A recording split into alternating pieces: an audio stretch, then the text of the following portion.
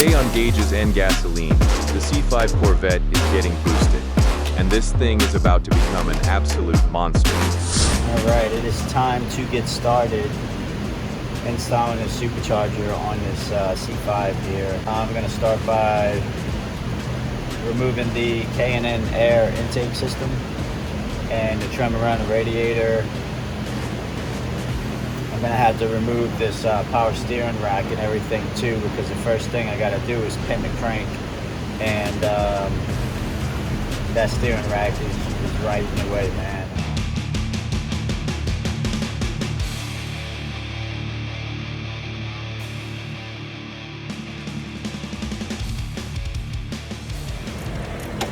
So I decided, before I go ahead and pin the crank, I'm going to replace the spark plugs with the ones they provided with the kit. I'm also going to order some new wires because these are kind of brittle. So basically doing a full tune-up. We do have to gap these other spark plugs to the specifications that's in the manual. I had to look it up still. So I'll be throwing the spark plugs first, and then we're going to replace the fuel injectors next because it's right here.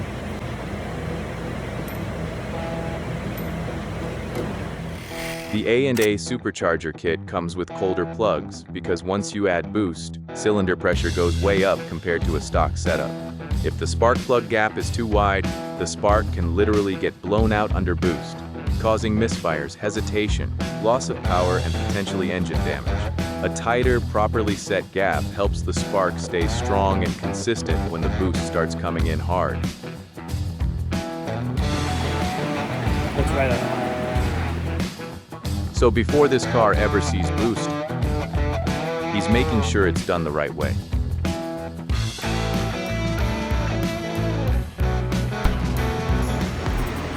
As I got all the spark plugs gapped and installed, we'll be waiting on the wires. But for now, we're going to go after our fuel injectors. And for that, we're going to release the pressure here and then remove these 4 10mm bolts and fuel line, and then we're going to disconnect all of our fuel injector wire and wire harness. Flip it out the way, this should pop up, and then we'll move over to the bench, and then we will replace our fuel injectors.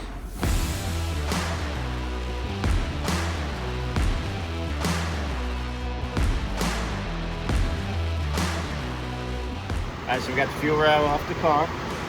Now we're going to start installing our fuel injectors that are provided with the kit. And all we're going to do is we're going to do one at a time.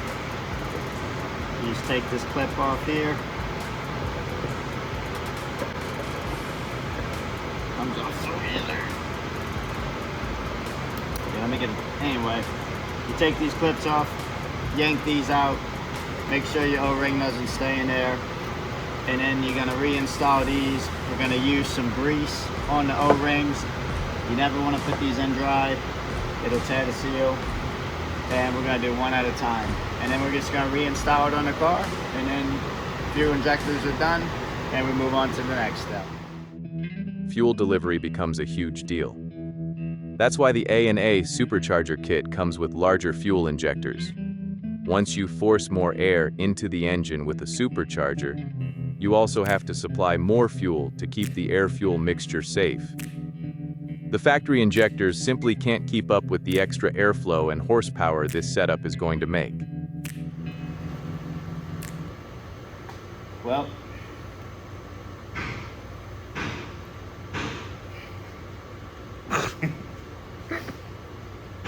I think it's going to wrap up today.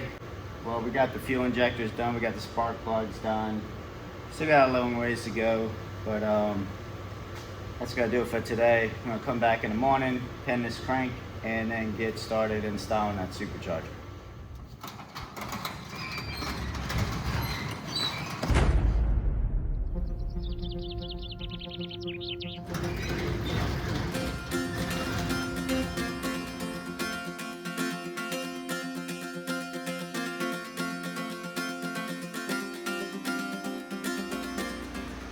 Alright, so it's day 2. Just to recap, we got the updated fuel injectors installed in the car. I have the supplied spark plugs gapped and installed in the car. I slightly removed the rack and pinion and lifted the engine to gain access to the crank pulley bolt. And now we're going to drill and pin the crank. So the idea is to install this bolt, and we're going to have this washer, and we're going to drill through this hole, and then we're going to take this off and then slide in our provided pin, retorque the new harmonic balancer bolt on there, and that's basically it.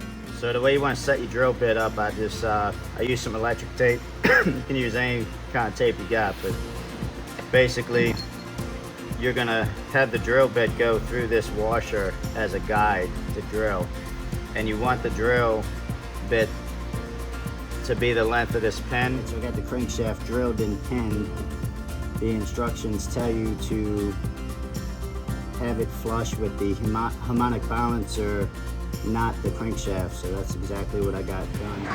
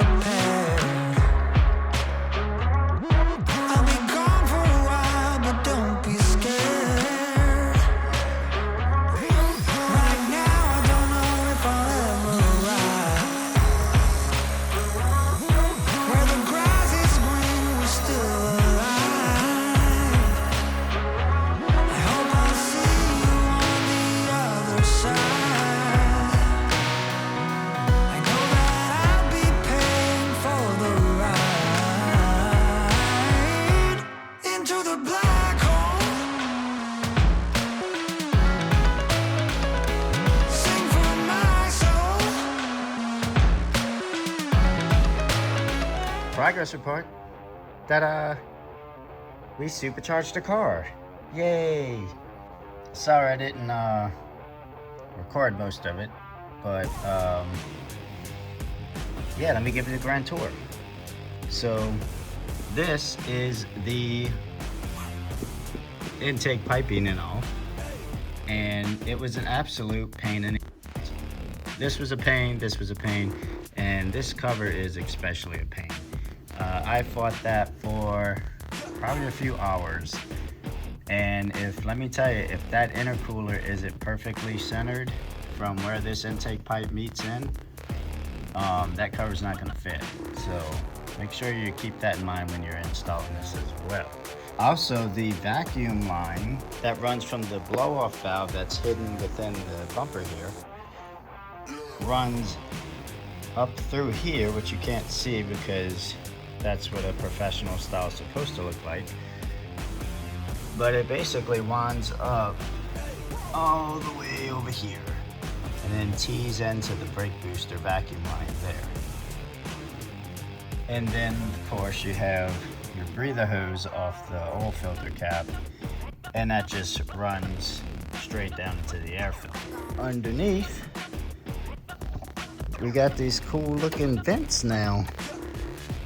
There's a vent there and a vent there. And then if we go under, you can see that's the front of the intercooler. And then behind the intercooler, you can see the air filter. And that's where the intake plugs into the top of the intercooler. And then it comes out right there, or in right there from the blow-off valve, I should say. And then through here, and then straight back up. I don't know if you can see it, but goes up into the supercharger. Oh, and also this braided steel line here, that is where you drain the oil for the supercharger. And I just kind of tucked it out the way right there. And it looks great and it works. Now we're going to fill the supercharger with oil because that's important, you have to do that. And that's really the last thing I have to do as far as the installing the supercharger goes. And then we just have one more step to go. But let me just show you this top plug here. This is your fill plug, but you're gonna take this plug out. I've already loosened it. And we're gonna replace it with this guy. It's like a vent. It's very important that you install this instead of that plug after you fill it with oil, or you will blow your supercharger. All right, so I'm removing the plug. Gotta have like tiny fingers to put this thing up. It should take one full bottle, which is one of these. They give you 2 bottles because after like so many miles, I don't know what it is, I'd have to look it up. You're supposed to drain it and change the oil again. It's kind of like a break-in period thing. So I plan on using this, it's like a syringe, liquid syringe, if you will. I found this little plastic tube. I don't know what the hell it is, honestly, but it fits perfect on here. And it's gonna work perfect to fit inside the little hole here. And it's gonna basically create a nice little funnel for me to funnel this fluid. All right, so the supercharger is oiled up and ready to go. Well, it's time to install a booster pump. And it looks complicated, but it's really not that hard. So if you look at the wiring of the booster pump, there's like this really long wire that's wrapped up with a zip tie. That's gonna run all the way to the front of the car, up through past the firewall right here, and it's gonna attach to this pressure switch. Now what they want you to do is basically T-connect this into the vacuum line that comes off the blow-up valve. So really simple. And then I've actually just ran the wire through the rocker panel inside the car all the way to the rear, which is where the booster pump is mounted. Now here's where I chose to mount the booster pump, and it's just mounted to the frame.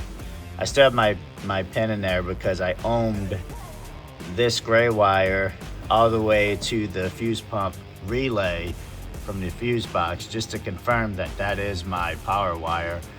And basically this wire is going to tie in with the power that's received from the fuse box, and then this wire is going to tie into the other end of the wire that runs to the fuel pump.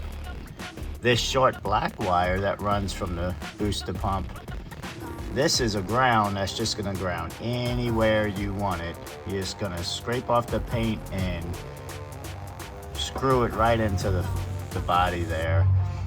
And then the long wire, like I said, runs all the way through the rocker panel to the front of the vehicle. Okay, so now that I've explained that, now we got some wiring to do.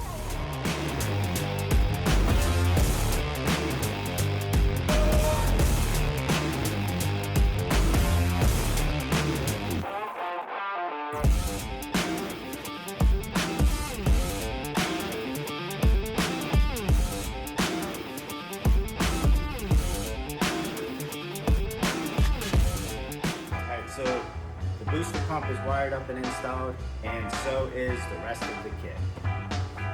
All that's left to do is fire this thing up. Unfortunately, we're not going to do that in this video. Here's why. We're actually going to be taking this intake manifold off and installing a much bigger aluminum intake manifold, along with an updated fuel rail system. What else we got? I believe it's a 92 millimeter throttle body, 92 millimeter, and performance ignition wires by TRQ, along with the pole house. So stay tuned for that. That's going to be in the next video. Subscribe so you don't miss that, and the opportunity to hear this fire up for the first time. Thanks again for watching, and I will see you later.